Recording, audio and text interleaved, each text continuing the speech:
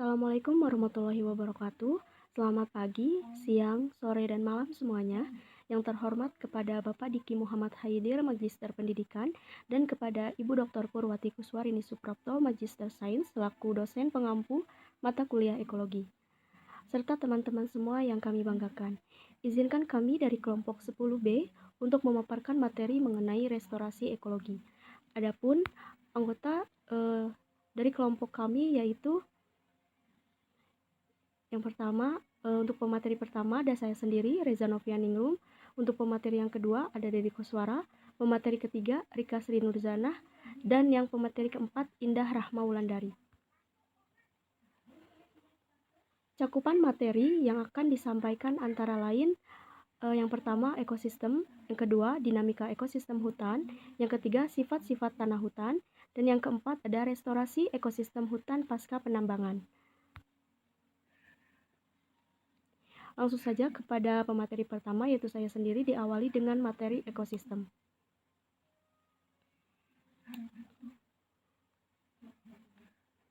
Definisi dari ekosistem secara sederhana, ekosistem dapat didefinisikan sebagai sebuah sistem yang merupakan gabungan antara komponen biotik atau makhluk hidup dan abiotik, yaitu benda mati, dalam suatu wilayah. Komponen biotik yang terdiri dari berbagai jenis organisme dinamakan komunitas. Istilah ekosistem diperkenalkan oleh Arthur Tansley dari Inggris pada tahun 1935. Seiring dengan semakin besarnya kepedulian masyarakat tentang masalah lingkungan, maka istilah ekosistem semakin sering digunakan. Contohnya yaitu ekosistem adalah hutan, padang rumput, danau, dan lautan. Istilah ekosistem sering disamakan dengan lingkungan. Yang dimaksud dengan lingkungan adalah segala sesuatu di sekitar organisme yang mempengaruhi hidup organisme tersebut. Memang lingkungan dari suatu organisme merupakan suatu ekosistem, namun dua istilah tersebut memiliki pengertian yang berbeda. Lingkungan merujuk ke suatu organisme, misalnya lingkungan kita sebagai manusia, tetapi ekosistem tidak dapat merujuk ke suatu jenis organisme. Kita tidak dapat mengatakan ekosistem kita.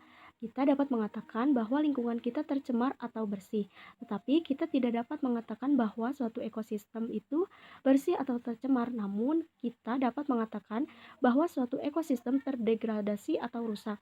Yang dimaksud dengan ekosistem rusak itu adalah strukturnya mengalami perubahan yang drastis, sehingga fungsinya berubah.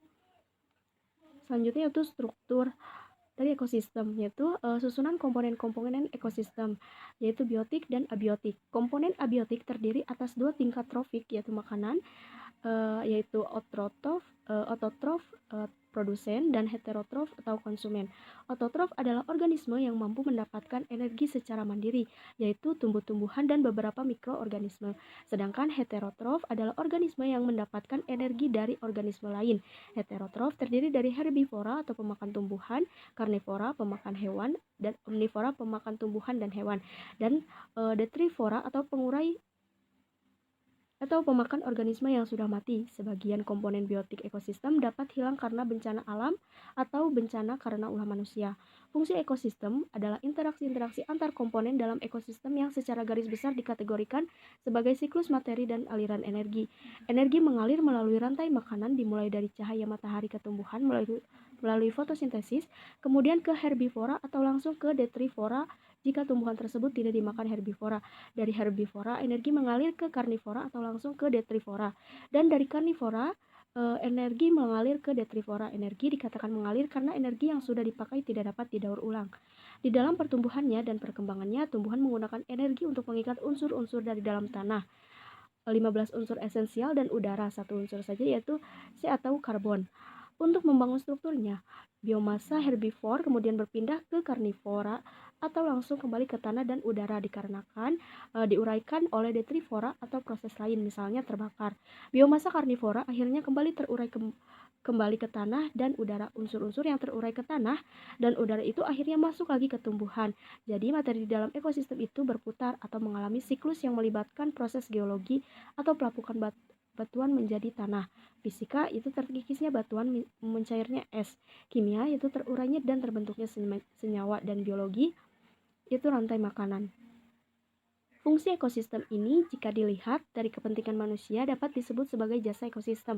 Contoh jasa ekosistem antara lain adalah pengurangan polusi karbon dioksida di udara oleh tumbuhan, pengolahan limbah oleh mikroorganisme, penyerbukan tanaman oleh hewan dan penyediaan bahan, makanan dan obat-obatan. Fungsi ekosistem bisa terganggu ketika struktur ekosistem mengalami perubahan drastis. Dapat dilihat pada gambar 1.1 itu diagram ekosistem, diagram ulang dari Odum 1999. Satu itu komponen abiotik, yang kedua itu produsen, tumbuhan di darat, fitoplankton di air. Yang ketiga itu konsumen makro, hewan di darat, zooplankton di air. Yang keempat pengurai, yaitu bakteri dan jamur. Selanjutnya yaitu ekosistem hutan. Ekosistem dapat dibagi jadi dua secara garis besar, yaitu ekosistem terestrial dan akuatik. Nama atau tipe ekosistem didasarkan pada komponennya yang dominan, bisa biotik atau misalnya ekosistem hutan, savana, padang rumput, terumbu karang. Bisa abiotik, misalnya ekosistem rawa, sungai, laut, padang pasir. Hutan adalah sebidang lahan yang ditumbuhi oleh pepohonan. Menurut FAO, luas hutan minimal 0,5 hektar, tinggi pohon minimal 5 meter, dan persen penutupan lahan minimal 10%. Definisi hutan oleh FAO itu kemungkinan ditujukan untuk dapat mengakomodisi kepentingan negara-negara yang beriklim kering. Kalau untuk Indonesia, definisi FAO tersebut kurang cocok.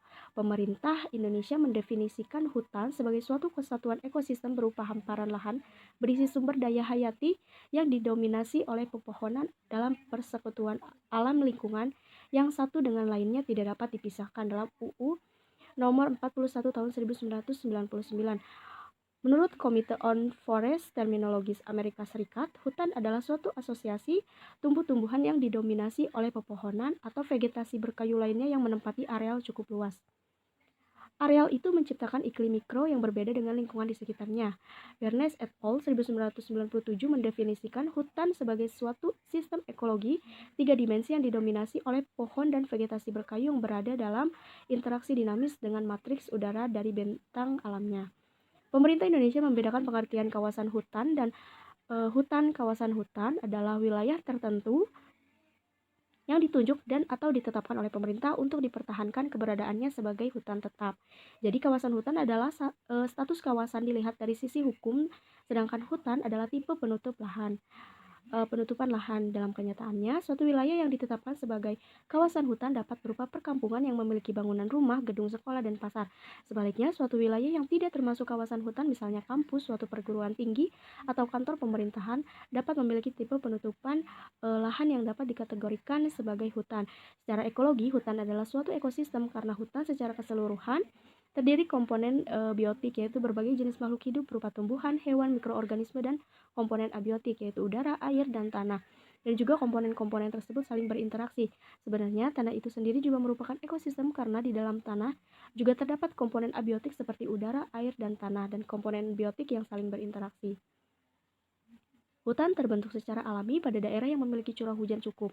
Jika suatu daerah memiliki curah hujan yang rendah, yang terbentuk adalah gurun. Di antara hutan dan gurun terdapat sabana dan padang rumput. Biasanya hutan alam tersusun atas berbagai jenis pohon dengan berbagai umur. Sebaliknya, hutan tanaman biasanya tersusun atas satu jenis pohon yang seumur untuk satu blok. Konversi dari hutan alam menjadi hutan tanaman bukan hanya mengubah struktur dan komposisi pohon-pohonnya, tetapi juga hewannya. Ekosistem hutan dapat dikelompokkan lagi ke dalam beberapa tipe menurut komposisi jenis pohonnya yang ditentukan oleh iklim. Di sebagian besar wilayah Indonesia yang curah hujannya tinggi terbentuk tipe hutan hujan tropis. Di sebagian Amerika Serikat terdapat tipe hutan gugur daun iklim sedang. Di Kanada terdapat tipe hutan boreal atau taiga yang tersusun atas pohon-pohon konifer yang tidak menggugurkan daun. Di Indonesia, tipe hutan di dataran rendah berbeda dengan tipe hutan di pegunungan karena suhunya yang berbeda. Dapat dilihat pada gambar 1.2 vegetasi ini terdapat di luar kawasan hutan, namun dapat diklasifikasikan sebagai ekosistem hutan. Pada gambar 1.3 itu pemukiman penduduk terdapat di kawasan hutan. Selanjutnya yaitu restorasi ekosistem hutan. Restorasi diadopsi dari kata bahasa Inggris yang berasal dari kata kerja yaitu restore. Ada istilah-istilah lain yang artinya mirip, yaitu rehabilitasi, reklamasi, dan remediasi. Di dalam Undang-Undang Nomor 41 Tahun 1999 tentang Kehutanan digunakan istilah rehabilitasi dan reklamasi, yang kemudian dijabarkan dalam Peraturan Pemerintah Nomor 76 Tahun 2008 tentang rehabilitasi dan reklamasi hutan. Di dalam UU dan PP tersebut diterangkan, yang pertama, rehabilitasi hutan dan lahan adalah upaya untuk memulihkan, mempertahankan, dan meningkatkan fungsi hutan dan lahan sehingga daya dukung, produktivitas, dan peranannya dalam mendukung sistem penjaga kehidupan tetap terjaga. Yang kedua, reklamasi hutan adalah usaha untuk memperbaiki atau memulihkan kembali lahan dan vegetasi hutan yang rusak agar dapat berfungsi secara optimal sesuai dengan peruntukannya. Definisi rehabilitasi di dalam UU dan PP tersebut eh, merupakan sulit dipahami karena ada dua kelompok istilah yang tidak tepat penggunaannya. Kelompok pertama adalah memulihkan, mempertahankan, dan meningkatkan. Kata memulihkan secara implisit menunjukkan adanya kerusakan sehingga harus dikembalikan ke keadaan semula, sedangkan kata mempertahankan secara implisit menunjukkan keadaannya masih baik, dan kata meningkat menunjukkan keadaannya belum optimal. Sebaiknya dari ketiga istilah tersebut dipilih salah satu, yaitu memulihkan. Kelompok istilah kedua adalah fungsinya, daya dukung, produktivitas, dan peranannya. Istilah tersebut tidak setara untuk disejajarkan karena ada tumpang tindih makna. Misalnya fungsinya dan peranannya itu memiliki arti yang sama. Kemudian kalau produktivitas meningkat berarti juga daya dukung meningkat. Begitu juga peranannya. Sebaiknya definisi rehabilitasi hutan diperbaiki sebagai berikut. Rehabilitasi hutan adalah upaya memulihkan fungsi hutan. Kalau mau lebih rinci bisa ditulis sebagai berikut, yaitu rehabilitasi hutan adalah upaya memperbaiki kondisi hutan yang rusak untuk memulihkan fungsinya. Istilah hutan dan istilah lahan tidak setara sehingga sebaiknya tidak disejajarkan dalam frase hutan dan lahan. Hutan adalah salah satu bentuk penggunaan lahan. Contoh bentuk penggunaan lahan yang lain adalah kebun. Jadi hutan sejajar dengan kebun, sehingga kita dapat mengatakan hutan dan kebun.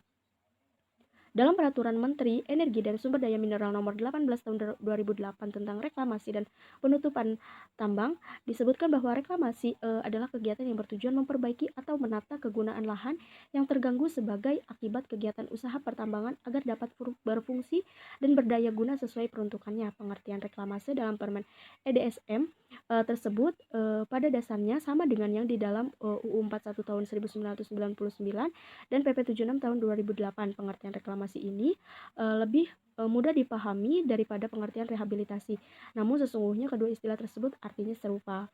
Menurut Bradshaw 1977, perbedaan istilah restorasi, dalam restorasi kondisi ekosistemnya harus dipulihkan ke arah yang sempurna dan lebih sehat, sementara dalam istilah rehabilitasi tidak ada keharusan untuk menjadi sempurna. Jadi restorasi memiliki tingkat yang lebih tinggi. Istilah reklamasi memiliki arti memperbaiki kondisi lahan agar dapat ditanami. Pada awal kedatangan bangsa kulit putih di Amerika, pembukaan hutan untuk lahan pertanian juga disebut reklamasi. Pada saat ini, pembukaan hutan untuk lahan pertanian tentu saja sudah tidak disebut reklamasi, melainkan konversi atau perubahan tutupan lahan. Dalam ekologi, istilah reklamasi banyak dipakai untuk kegiatan perbaikan lahan bekas pertambangan, seperti dalam Undang-Undang tentang Kontrol dan Reklamasi Penambangan Permukaan di Amerika Serikat. Namun, istilah reklamasi juga dipakai dalam bidang teknik sipil dengan arti yang berbeda. Sebagai contoh, istilah reklamasi pantai menurut bidang teknik sipil adalah mengeringkan payau atau hutang mangrove di pantai, menguruknya sehingga menjadi daratan yang dapat digunakan untuk tujuan komersial, misalnya menjadi kompleks perumahan dan pusat perbelanjaan.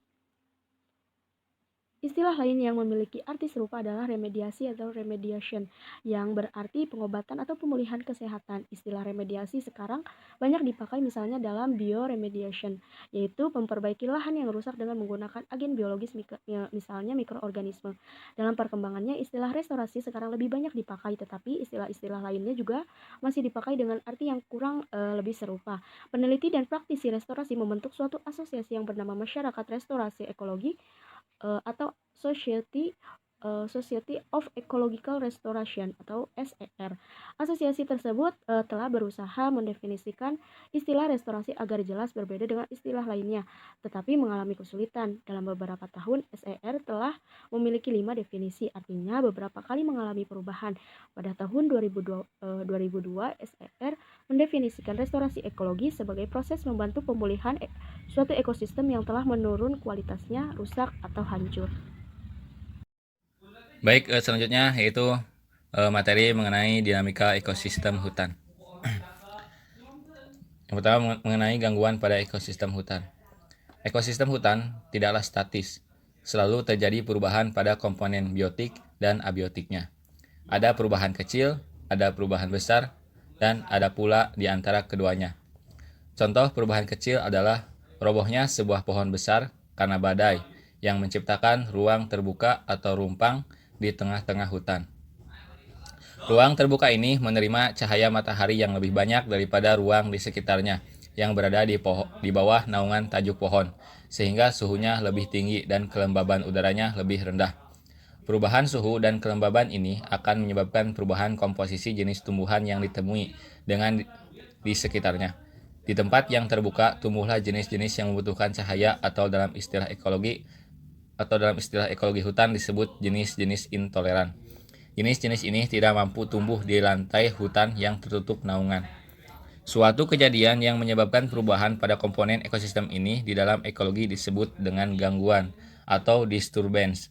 Gangguan bisa terjadi secara alami seperti badai, kebakaran alami, dan tanah longsor. Bisa juga gangguan terjadi akibat kegiatan manusia, misalnya penebangan hutan dan pembakaran seresah yang menyebabkan kebakaran hutan skala besar. Gangguan skala kecil yang menyebabkan perubahan komponen ekosistem skala kecil, dan sebaliknya, gangguan besar menyebabkan perubahan besar. Contoh gangguan buatan besar adalah penebangan habis. Semua pohon di hutan ditebang habis, sehingga tanah hutan menjadi terbuka sepenuhnya. Suhu dan kelembaban udara berubah drastis. Hewan-hewan melarikan diri karena tidak ada makanan dan tempat tinggal. Contoh gangguan alami skala besar adalah letusan gunung berapi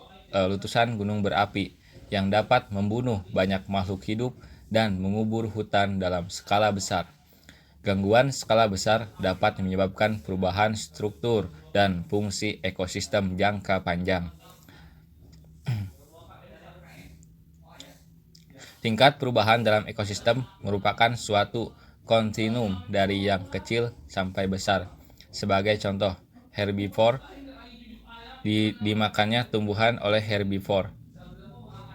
Dalam skala kecil merupakan proses yang normal. Namun, ketika terjadi ledakan populasi serangga sehingga tegakan hutan menjadi mati karena herbivori yang sangat intensif, maka peristiwa tersebut dikategorikan sebagai gangguan. Kemudian, keseimbangan dinamis ekosistem hutan.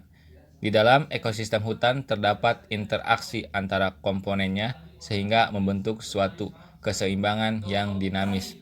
Perubahan pada suatu komponen ekosistem akan menyebabkan perubahan pada komponen yang lain.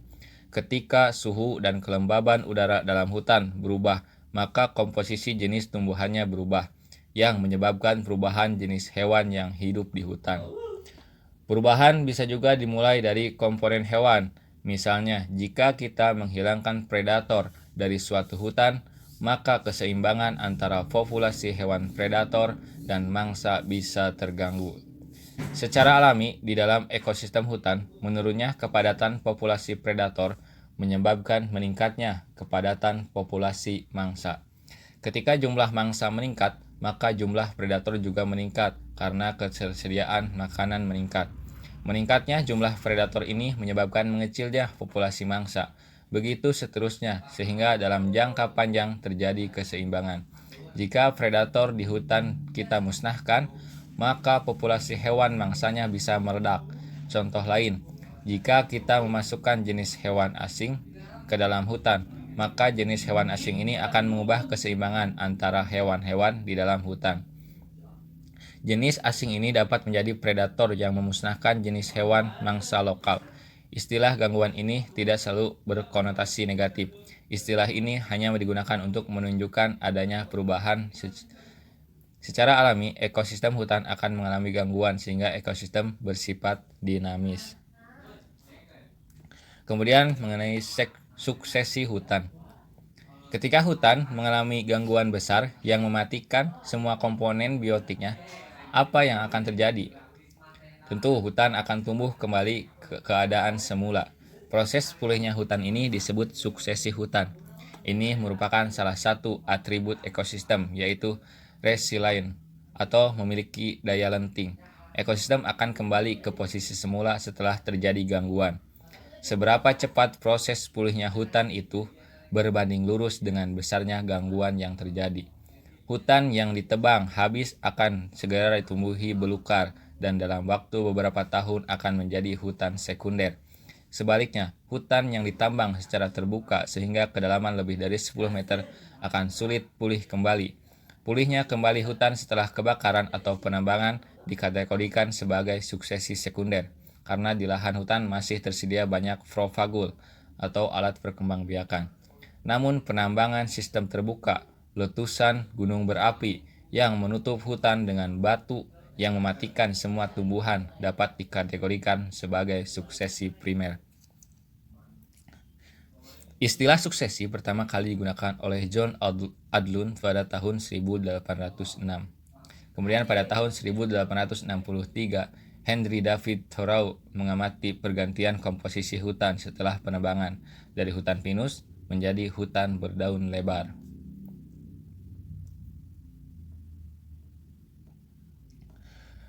Sejak awal abad 20, suksesi hutan merupakan topik yang menjadi perdebatan panjang dalam ekologi antara ekologiwan beralih holistik dengan ekologiwan beraliran reduksionis.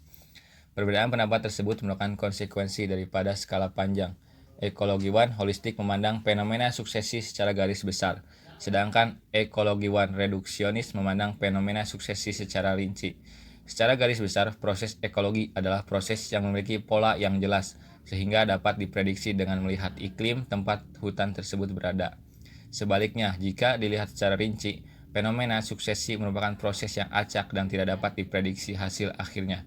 Pandangan holistik dapat dilihat dari artikel Odum 1969 yang mendefinisikan suksesi dengan menggunakan 3 parameter berikut. Yang pertama, suksesi adalah proses teratur dari perkembangan komunitas yang cukup terarah dan karenanya dapat diramalkan. Kedua, suksesi merupakan akibat dari modifikasi dari lingkungan fisik oleh komunitas. Artinya, suksesi adalah dikontrol oleh komunitas, meskipun lingkungan fisik menentukan pola laju perubahan dan seringkali menentukan batas akhir yang dapat dicapai oleh perkembangan tersebut. Yang ketiga, suksesi memuncak pada ekosistem yang stabil, di mana terjadi akumulasi biomasa atau nilai informasi tinggi dan fungsi simbiotik yang maksimum antara organisme per unit aliran energi yang tersedia. Konsep suksesi menurut Odum di atas berasal dari Clemens tahun 1916 sampai 1936 yang memandang suksesi sebagai proses perkembangan komunitas menuju komunitas klimaks, yang dianggap sebagai suatu kompleks organisme yang perkembangannya analog dengan perkembangan individu. Menurut Clemens, tumbuhan pioner yang mengkolonisasi areal pada awal suksesi mempengaruhi lingkungan, sehingga menciptakan kondisi lingkungan yang tidak menguntungkan bagi jenis pioner tersebut, tetapi malah menguntungkan bagi jenis pendatang baru yang kemudian berhasil memenangkan kompetisi dan menjadi dominan. Proses ini terus berjalan pada setiap tahap suksesi, sampai akhirnya muncul komunitas klimaks yang pada saat itu pengaruh vegetasi terhadap lingkungan lebih menguntungkan bagi jenis yang ada dan tidak menguntungkan bagi jenis yang baru. Mekanisme perubahan jenis selama suksesi menurut teori Clemens ini oleh para ekologiwan sering disebut facilitation, karena jenis pionir mempermudah masuknya jenis berikutnya. Sekian materi yang dapat saya sampaikan. Terima kasih. Terima kasih kepada pemateri sebelumnya. Di sini saya akan melanjutkan materi yaitu mengenai mekanisme pergantian spesies penyusun komunitas. Mengapa terjadi perubahan komposisi jenis tumbuhan penyusun hutan selama proses suksesi? Nah, untuk menjawab pertanyaan tersebut, ada beberapa teori yang diajukan beberapa ekologiwan tentang mekanisme pergantian komunitas sebagai alternatif dari teori Clemens yang menyatakan bahwa spesies awal mengubah kondisi lingkungan sehingga kondisi tersebut tidak lagi cocok untuk spesies awal dan lebih cocok untuk spesies yang baru masuk. Teori pertama yaitu menurut Frank E. Egler pada tahun 1954. Egler dari Amerika Serikat kurang setuju dengan adanya penggunaan istilah suksesi, karena istilah tersebut memberi konotasi adanya suatu seri pergantian komunitas sebagai suatu unit secara diskrit. Dia lebih senang menggunakan istilah perkembangan vegetasi. Menurut dia, ada dua model yang menggambarkan pola suksesi sekunder, yaitu di ladang-ladang yang ditinggalkan petani. Pola pertama ia beri nama relay floristik. Pola ini tidak lain adalah pola facilitation dari Clements, di mana jenis awal memodifikasi lingkungan sehingga tidak menguntungkan bagi jenis tersebut, tetapi justru menguntungkan bagi jenis berikutnya. Jadi, seolah-olah terjadi relay antara suatu komunitas dengan komunitas lain. Nah, menurut Egler, pola seperti ini jarang ditemui pada suksesi sekunder. Nah, yang kedua ada pola initial floristic composition atau komposisi flora awal. Egler berpendapat bahwa pola yang lebih sering ditemui pada suksesi sekunder adalah pola initial floristic composition atau komposisi flora awal. Nah, menurut pola ini, pada waktu ditinggalkan, ladang tersebut telah memiliki banyak jenis dalam bentuk biji dan akar. Nah, ketika ladang ditinggalkan, perkembangan vegetasi dimulai dengan flora awal yang sudah ada, tanpa adanya tambahan invasi jenis yang baru. Yang selanjutnya yaitu teori menurut Grimme. Grimme mengusulkan 3 strategi tumbuhan.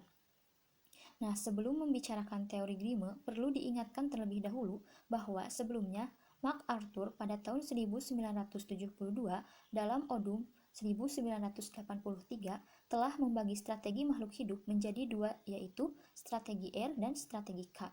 Jenis yang mempunyai strategi R berasal dari simbol R, yang berarti laju pertumbuhan intrinsik, adalah mereka yang cepat tumbuh, cepat dewasa, ukuran tubuh kecil, umur pendek, banyak keturunan, cepat menyebar.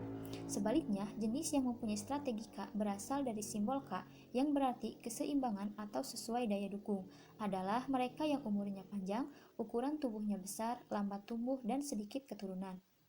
Lain dengan MacArthur, Grimme membagi strategi tumbuhan ke dalam 3 kelas, yaitu yang pertama, dalam habitat yang nyaman atau cukup nutrisi tetapi banyak gangguan. Tumbuhan dengan strategi ruderal yang sama dengan strategi R ini diuntungkan. Yang kedua, dalam habitat yang tidak nyaman dan kurang gangguan strategi stres toleran atau mampu hidup dalam stres yang diuntungkan. Nah, yang ketiga, dalam habitat yang nyaman dan kurang gangguan, strategi kompetitif yang unggul. Setiap jenis bisa menempati posisi di antara ketiga strategi tersebut. Dalam habitat yang tidak nyaman dan banyak gangguan, tidak ada tumbuhan yang mampu bertahan. Nah, dengan menggunakan klasifikasi strategi di atas, Grimme menyimpulkan bahwa proses perubahan dalam struktur dan komposisi komunitas merupakan fungsi dan strategi yang diterapkan vegetasi penyusun komunitas tersebut. Pada suksesi sekunder, habitatnya relatif subur, tetapi pada awal suksesi gangguannya tinggi, sehingga tumbuhan dengan strategi ruderal menjadi dominan pada awal suksesi. Pada tahap menengah, strategi kompetitif menjadi penting karena ada persaingan untuk mendapatkan cahaya dan nutrisi. Pada tahap akhir, strategi toleransi stres menjadi penting karena semakin banyaknya naungan dan kekurangan nutrisi sejalan dengan semakin besarnya pohon-pohon yang menjadi dominan. Pada suksesi sekunder, pada tanah yang tidak subur, suksesi berjalan langsung dari strategi ruderal ke toleransi stres dan biomasa komunitas tidak pernah besar. Yang selanjutnya yaitu teori menurut Connell dan Slatyer pada tahun 1977. Connell dan Slatyer mengajukan 3 model suksesi. Ketiga model mempunyai tahap awal dan tahap akhir yang sama. Perbedaannya hanya terletak pada tahap-tahap perkembangannya. Model pertama mereka beri nama model facilitation atau kemudahan. Karena dalam model ini, jenis awal memudahkan jenis akhir untuk menginvasi areal.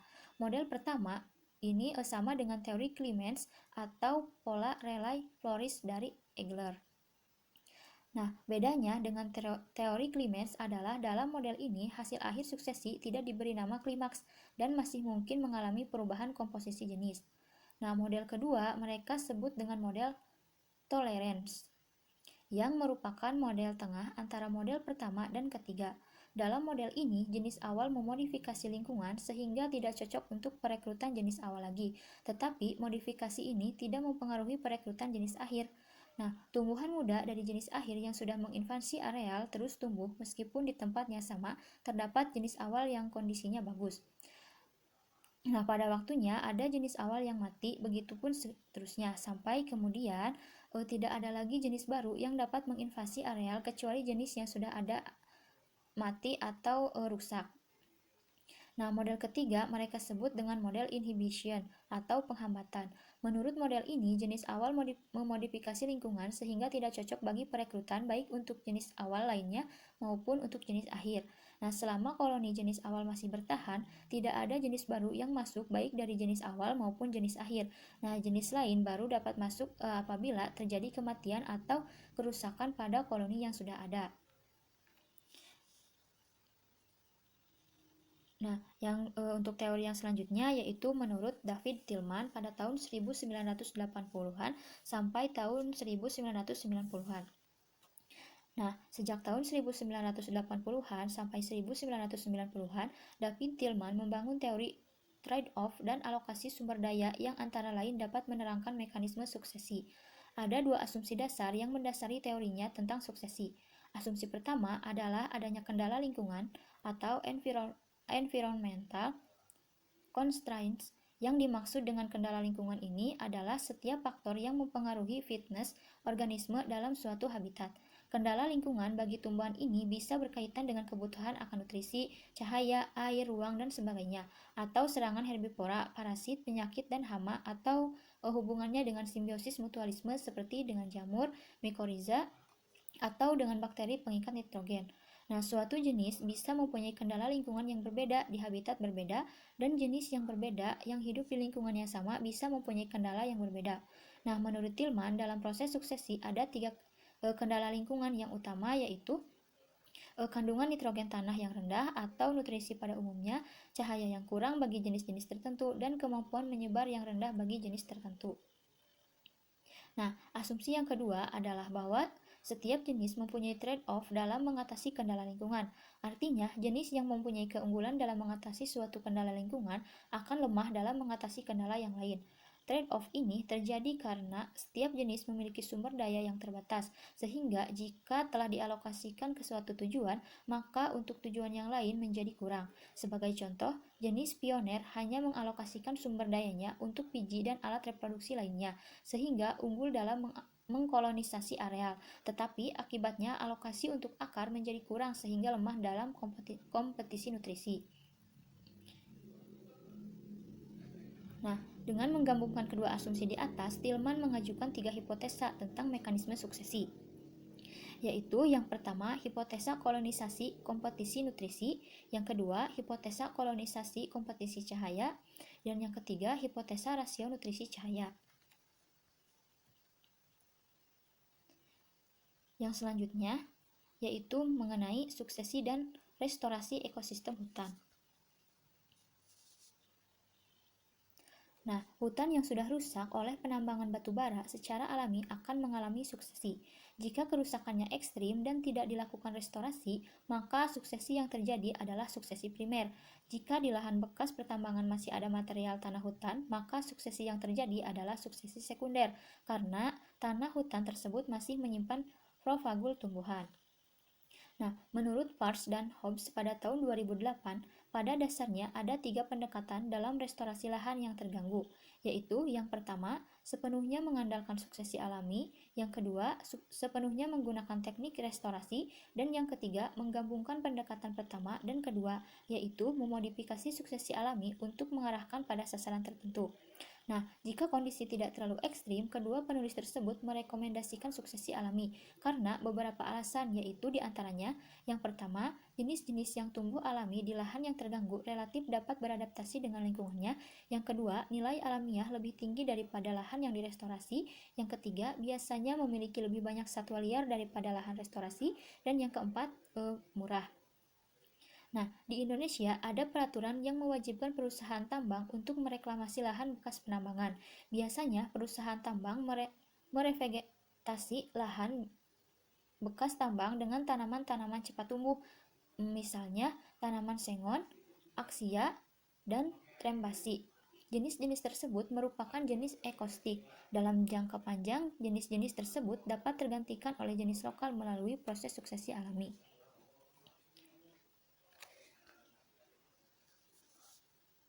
Yang selanjutnya yaitu mengenai sifat-sifat tanah hutan.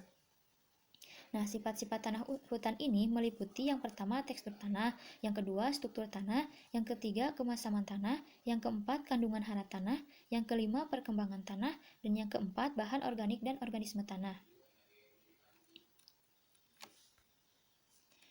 Yang pertama yaitu mengenai tekstur tanah. Salah satu sifat fisika tanah adalah tekstur, yang merupakan proporsi relatif dari ketiga penyusun partikel halus tanah, yaitu pasir, debu, dan tanah liat. Untuk menentukan tekstur tanah di lapangan, kita dapat menggunakan dua jari kita.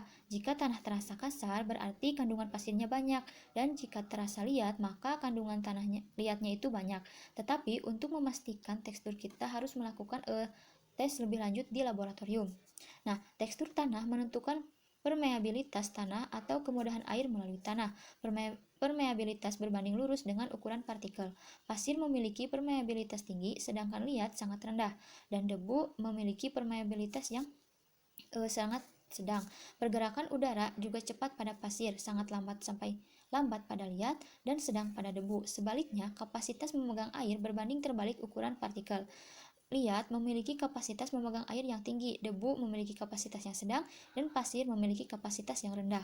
Tanah yang memiliki tekstur lempung atau loam berpasir mudah mengalirkan air, memiliki aerasi yang bagus, tetapi juga cepat kering. Nah, sebaliknya, tanah yang bertekstur liat memiliki ruang yang sangat sedikit untuk pergerakan air dan udara. Akibatnya, tanah sulit untuk mengalirkan air. Nah, semakin kecil ukuran partikel, maka semakin besar luas permukaannya, dan semakin besar potensi untuk reaksi kimia, maka liat memiliki luas permukaan yang besar dan karenanya lebih reaktif secara kimia daripada debu dan pasir. Partikel liat penting untuk penyediaan hara tumbuhan karena selain luas permukaannya yang besar, juga karena dia bermuatan listrik negatif. Akibatnya, partikel liat mengikat ion-ion positif dari hara tumbuhan seperti kalsium, natrium, kalium, zinc, dan besi. Pengikatan ion-ion tersebut menghindarkan terjadinya penyucian hara. Nah, yang kedua yaitu mengenai struktur tanah. Sifat fisik tanah yang lain adalah struktur tanah, yang merupakan penggabungan partikel tanah menjadi suatu agregat. Ada beberapa tipe struktur, yaitu butiran atau granular, balok atau blocky, lempengan atau flaty, dan prisma atau prismatik. Ada sebagian tanah yang strukturnya belum terbentuk, dapat berupa tanah masif atau butiran tunggal. Struktur tanah juga mempengaruhi permeabilitas tanah. Tanah butiran dan butiran tunggal memiliki permeabilitas tinggi. Tanah bertekstur balok sedang dan tanah bertekstur lempengan dan masif memiliki permeabilitas yang rendah. Nah, dapat dilihat pada gambar. Untuk gambar A merupakan bentuk prisma, yang B kolom, sedangkan yang C itu bentuk balok bersudut atau angular blocky, dan yang D balok bersudut-sudut atau subangular blocky, dan yang gambar E berbentuk lempeng. Untuk gambar F itu berbentuk butiran.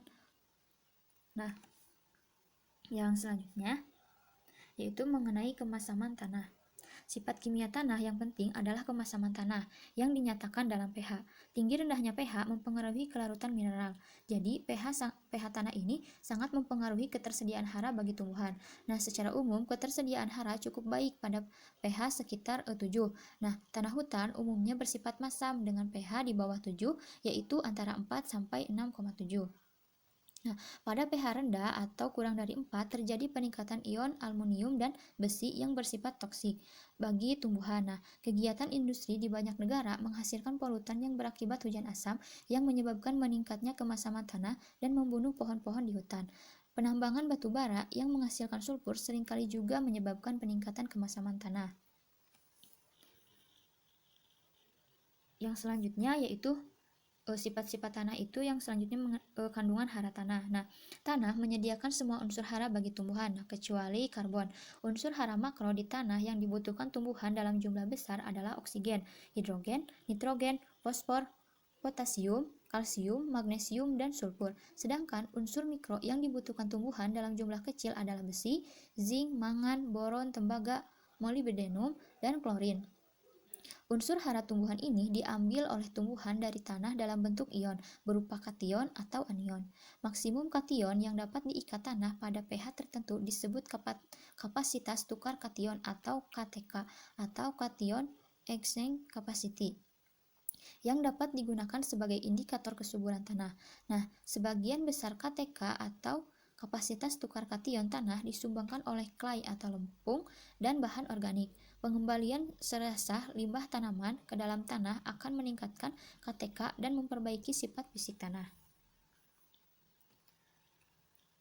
Yang selanjutnya, perkembangan tanah. Nah, tanah terbentuk dari bahan induk dalam proses yang memakan waktu ratusan sampai jutaan tahun. Jenny merumuskan pembentukan tanah terjadi karena interaksi faktor-faktor, yaitu iklim, bahan induk, organisme, topografi, dan waktu. Komponen iklim yang terpenting dalam pembentukan tanah adalah curah hujan dan temperatur. Keduanya mempengaruhi pelapukan batuan melalui proses fisik dan kimia. Perubahan suhu dari panas menjadi dingin dan sebaliknya menyebabkan retak pada batuan. Air hujan yang masuk ke dalam retakan yang mengalami pembekuan menyebabkan retakan bertambah besar. Air juga menjadi pelarut bahan kimia yang menyebabkan reaksi kimia. Di daerah tropis dengan curah hujan tinggi, proses pelapukan dan pembentukan liat berlangsung cepat. Demikian juga pencucian dan erosi. Akar tumbuhan yang masuk ke dalam celah batu juga mempercepat pelapukan batuan. Nah, dalam jangka panjang, bahan induk yang mengalami pelapukan dan menjadi tempat tumbuh bagi organisme akan mengalami diferensiasi. Membentuk lapisan-lapisan tanah yang disebut lapisan horizon. Yang paling atas adalah horizon O atau organik yang merupakan lapisan bahan organik dari serasah tumbuhan. Di bawah lapisan horizon O ada horizon A yang merupakan lapisan mineral yang kaya humus. Horizon ini biasanya berwarna gelap dan merupakan horizon yang subur. Di bawahnya lagi kadang-kadang dijumpai horizon E atau eluviation, yaitu horizon pencucian, di mana material tanah seperti humus, liat silika, Fe oksida, dan aluminium oksida terlarut dan tercuci ke bawah. Horizon ini berwarna terang. Di bawah horizon E ini adalah horizon B, yang merupakan horizon akumulasi. Nah, material yang tercuci dari horizon E terakumulasi di horizon B. Di bawahnya adalah horizon C yang merupakan bahan induk yang baru sedikit mengalami pelapukan. Terakhir adalah horizon R yang merupakan batuan yang belum menunjukkan adanya proses pelapukan. Dapat dilihat pada gambar ya. Horizon O ini bahan organik dari berbagai tingkat dekomposisi. Horizon A ini mineral tetapi kaya humus. Biasanya horizon A ini berwarna gelap. Nah, untuk horizon E ini zona pencucian dan warnanya itu terang. Nah, horizon B zona akumulasi materi yang tercuci dari atas. Nah, untuk horizon C bahan induk yang sebagian mulai mengalami pelapukan, dan untuk horizon R merupakan batuan yang keras. Yang selanjutnya yaitu bahan organik dan organisme tanah. Nah, bahan organik tanah meliputi semua bahan organik dalam berbagai tingkat dekomposisi yang ada dalam tanah, yang dapat dikelompokkan menjadi dua kelompok. Yang pertama adalah humus, yang merupakan bahan organik yang relatif stabil dan tidak lagi mengalami dekomposisi yang cepat. Dan yang kedua adalah bahan organik yang masih segar, seperti serasah yang masih akan mengalami dekomposisi dengan cepat. Nah, bahan organik di dalam tanah memiliki peran penting, yaitu yang pertama, memperbaiki struktur tanah, yang kedua, meningkatkan porositas tanah sehingga air dan udara dapat masuk dengan mudah, yang ketiga, menjadi buffer atau tameng terhadap perubahan pH yang cepat, yang keempat, mengurangi erodibilitas tanah, yang kelima, meminimalkan pencucian hara, yang keenam, meningkatkan kemampuan penyimpanan hara dan air, dan yang ketujuh, menyediakan habitat yang cocok bagi organisme tanah yang berguna seperti cacing tanah dan bakteri. Nah, di dalam dan di permukaan tanah ini terdapat berbagai jenis makhluk hidup, baik yang berukuran besar, sedang, maupun yang sangat kecil. Ada dua proses dekomposisi yang dilakukan organisme tanah, yaitu comminution dan katabolisme. Nah, comminution ini adalah pengecilan ukuran partikel bahan organik yang terjadi ketika hewan tanah memakan bahan organik. Nah, sedangkan katabolisme adalah penguraian bahan organik secara biokimiawi dalam sistem pencernaan hewan tanah dan mikroflora. Secara umum, hutan hujan tropis memiliki kepadatan bakteri yang lebih tinggi, tetapi kepadatan hewan tanah yang lebih rendah daripada hutan gugur daun iklim sedang. Nah, mungkin hanya itu yang dapat saya sampaikan, kurang dan lebihnya mohon maaf. Untuk materi selanjutnya, saya persilakan kepada pemateri selanjutnya. Baik, terima kasih kepada pemateri sebelumnya. Di sini, saya, Indah Rahmaulandari, akan membahas mengenai restorasi ekosistem hutan pasca penambangan. Nah, ekosistem hutan yang telah mengalami degradasi secara ekstrim perlu dipulihkan kembali atau direstorasi sehingga mampu menjalankan fungsinya. Tujuan restorasi. Society of Ecological Restoration mendefinisikan bahwa restorasi ekologi sebagai proses membantu pemulihan suatu ekosistem yang telah menurun kualitasnya, rusak, atau hancur. Nah, maka dari itu, restorasi ini bertujuan untuk memulihkan ekosistem. Namun, ekosistem rujukan yang akan dituju tidak harus selalu persis seperti kondisi sebelum dimulai pertambangan. Nah, dalam kondisi alami sekalipun, ekosistem selalu mengalami perubahan. Nah, menurut Bradshaw, tahun 1997, dalam restorasi, kondisi ekosistemnya harus dipulihkan ke arah yang sempurna dan lebih sehat. Society of Ecological Restoration memberikan 9 atribut ekosistem yang harus dicapai setelah ekosistem tersebut dipulihkan dari kerusakan melalui restorasi. Yang pertama, ekosistem tersebut harus memiliki komunitas dengan komposisi jenis dan struktur yang mewakili ekosistem yang dijadikan rujukan. Nah, maksud dari struktur komunitas ini menyangkut ukuran fisik tumbuhan, misalnya tinggi, diameter, bentuk, susunan tajuk, sebaran horizontal, dan sebagainya. Kemudian yang kedua, ekosistem tersebut harus memiliki jenis-jenis tumbuhan asli sebanyak mungkin. Jenis-jenis tumbuhan mempengaruhi jenis hewan. Dengan komposisi jenis tumbuhan yang sama dengan komunitas asli, diharapkan komposisi jenis hewannya juga akan serupa. Kemudian, yang ketiga, ekosistem tersebut memiliki seluruh kelompok jenis dengan fungsinya masing-masing yang diperlukan untuk keberlanjutan dan stabilitas ekosistem. Nah, atau paling tidak, jenis-jenis tersebut akan mampu mengkolonisasi ekosistem tersebut secara spontan. Yang dimaksud dengan stabilitas ekosistem adalah kemampuan ekosistem menahan gangguan. Kemudian, yang keempat, kondisi fisik ekosistem tersebut harus sesuai untuk reproduksi dari populasi dari jenis-jenis yang diperlukan untuk stabilitas dan perkembangan ekosistem. Yang dimaksud dengan perkembangan ekosistem adalah proses suksesi, yaitu perubahan dari lahan yang tadinya kosong kembali menjadi ekosistem semula sebelum ada kerusakan. Yang kelima, ekosistem tersebut harus mampu berfungsi secara normal sesuai dengan perkembangannya. Nah, fungsi ekosistem adalah proses-proses yang terjadi dalam ekosistem seperti siklus materi dan aliran energi. Dari sudut kepentingan manusia, fungsi ekosistem ini disebut juga dengan jasa ekosistem seperti menjernihkan air, udara, mengatur iklim, dan sebagainya. Yang keenam, ekosistem tersebut harus terintegrasi dengan bentang alam atau landscape di sekitarnya sehingga dapat terjadi aliran energi dan material dengan ekosistem yang di dekatnya. Yang disebut bentang alam adalah bagian dari permukaan bumi yang terdiri dari beberapa tipe ekosistem yang satu dengan yang lain berhubungan melalui aliran energi dan materi. Misalnya, hewan berpindah dari satu ekosistem ke yang lainnya atau air mengalir ke ekosistem di sebelahnya. Yang ketujuh, ekosistem tersebut terbebas dari ancaman dari bentang alam di sekitarnya yang dapat mengganggu kesehatan dan integritas atau keutuhan ekosistem yang dipulihkan. Yang kedelapan, ekosistem tersebut memiliki daya lenting atau resilient yang baik. Yang disebut daya lenting adalah kemampuan ekosistem untuk kembali ke kondisi semula setelah adanya gangguan. Kemudian yang kesembilan, ekosistem tersebut memiliki kemampuan untuk melestarikan diri sendiri atau self-sustaining dalam arti yang dinamis. Yang dimaksud dengan melestarikan diri sendiri adalah ekosistem tersebut bersifat relatif stabil dan mampu kembali ke keadaan semula. Pemulihan lahan. Lahan pasca tambang berupa cekungan dan gundukan bahan galian perlu dibentuk kembali agar sesuai dengan tujuan restorasi. Untuk kawasan hutan di Indonesia, lahan pasca tambang ini harus dipulihkan menjadi hutan kembali sehingga lubang-lubang pasca tambang perlu diuruk. Nah, topografi lahan pasca tambang tidak boleh terlalu curam untuk menghindari erosi. Lereng yang memiliki tingkat kelerengan 18 derajat tidak boleh lebih panjang dari 20 meter. Karena lereng yang panjang dapat menyebabkan kenaikan kecepatan aliran air permukaan, menyebabkan erosi tanah. Lereng yang panjang dapat diputus dengan pembuatan teras. Drainase yang baik perlu dibuat untuk menghindari terjadinya genangan air yang dapat mematikan tumbuhan. Nah, pengurugan dan pelapisan tanah perlu diperhatikan sifat bahan yang digunakan. Bahan galian yang potensi menghasilkan air asam ditaruh di bagian bawah. Kemudian dilapisi dengan material tanah yang tidak membentuk asam yang telah dipadatkan. Di atasnya adalah lapisan subsoil yang gembur, dan paling atas adalah topsoil atau tanah pucuk yang diambil dari timbunan tanah pucuk yang sudah disingkirkan terpisah dari bahan galian pada awal operasi penambangan.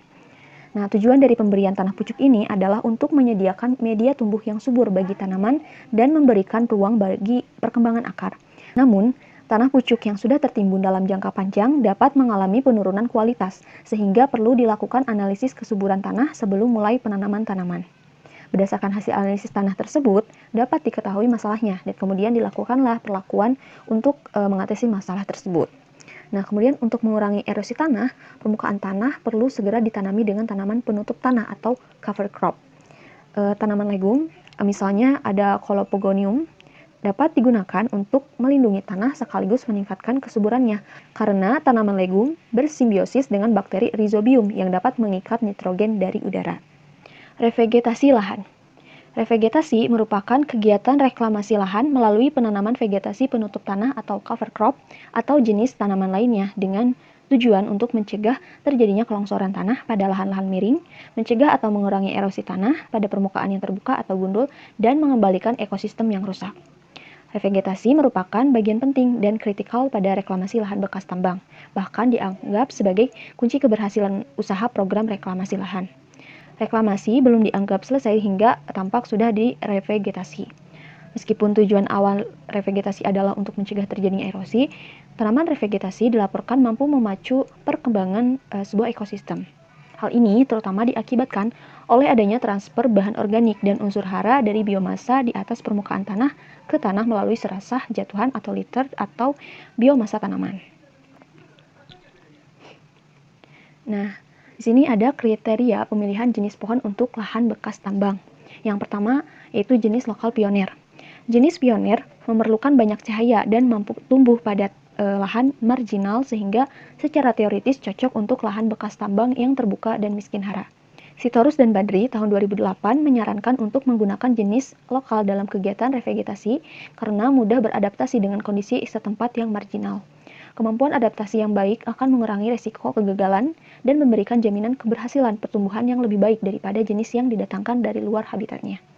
Yang kedua, yaitu cepat tumbuh.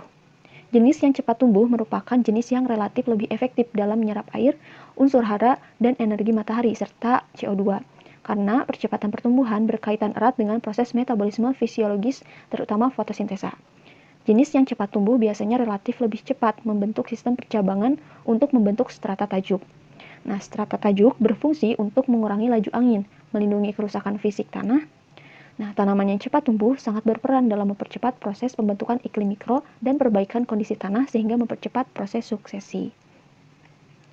Yang ketiga, menghasilkan serasah yang banyak dan mudah terdekomposisi. Sebagian besar jenis tanaman cepat tumbuh biasanya juga menghasilkan serasah yang relatif banyak dan diharapkan mudah dan cepat terdekomposisi. Serasah merupakan bahan organik penting pembentuk agregat tanah, struktur tanah, dan pencegah erosi. Serasah berperan penting untuk meningkatkan kelembapan tanah, perbaikan sifat fisik, kimia, serta biologi tanah juga dapat digunakan sebagai media tumbuh berbagai mikroorganisme sehingga tanah kaya akan bahan organik, sehingga warna tanah lama-kelamaan akan menjadi coklat dan menghitam, merangsang granulasi agregat, menurunkan plastisitas dan kohesi, dan meningkatkan kemampuan menahan air.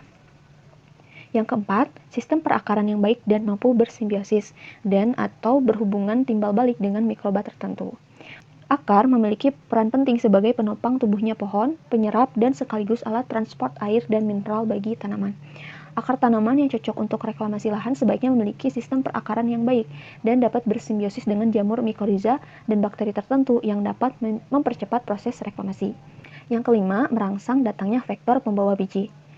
Jenis terpilih sebaiknya memiliki daya tarik bagi hadirnya satwa liar, misalnya memiliki bunga, buah, biji, atau daunnya disukai satwa liar. Tanaman yang biasanya disukai hewan karena buahnya adalah kelompok jenis Ficus sp. Satwa liar yang datang diharapkan membawa biji dalam tinja yang dibuangnya pada lahan yang direstorasi. Bila kondisi iklim mikro memungkinkan, maka akan tumbuh menjadi generasi baru. Dan akan lebih bagus lagi apabila biji yang dibawa dapat mengundang organisme lain yang dapat memperbaiki struktur tanah. Nah, ada yang keenam, harus mudah dan murah dalam perbanyakan, penanaman, dan pemeliharaan. Jenis tumbuhan terpilih seharusnya dapat memproduksi buah dalam jumlah banyak, mudah hidup, serta relatif murah dari segi penanaman dan pemeliharaan. Jenis tanaman revegetasi berdasarkan riwayat penggunaan lahan. Pemilihan tanaman untuk revegetasi lahan bekas tambang harus memperhatikan riwayat penggunaan lahan. Kandungan sisa bahan tambang dapat mempengaruhi pertumbuhan tumbuhan tertentu. Untuk itu, perlu dilakukan identifikasi awal terkait kondisi lahan serta karakteristik tanah lahan bekas tambang sebelum dilakukan reklamasi. Yang pertama ada pertambangan batu bara. Menurut Maharani, tahun 2010, tumbuhan revegetasi yang digunakan untuk reklamasi lahan bekas tambang batu bara meliputi angsana, johar, laban, ketapang, sengon, gemelina, jabon, dan akasia. Dari hasil observasi, tumbuhan revegetasi yang paling sering digunakan adalah sengon. Kelebihan dari tumbuhan ini adalah di samping mudah beradaptasi terhadap lingkungan lahan yang ditempati, sengon juga mempunyai nilai ekonomi yang tinggi, terutama dalam pengembangan bidang struktur dan infrastruktur. Yang kedua adalah pertambangan batu apung. Menurut Dulahim, tahun 2012, tanaman revegetasi yang biasa digunakan untuk lahan bekas tambang batu apung antara lain ada mahoni, pule, trembesi, akasia, dan jati. Nah, dari hasil observasi, semua jenis tumbuhan revegetasi yang sesuai untuk lahan bekas pertambangan batu apung mudah beradaptasi dan mempunyai keunggulan yang berbeda-beda. Di antaranya, tumbuhan jati dan mahoni mempunyai nilai ekonomi yang sangat tinggi, terutama dalam pengembangan bidang struktur dan infrastruktur. Kemudian, tumbuhan trembesi mempunyai daya serap yang cukup tinggi terhadap keberadaan CO2.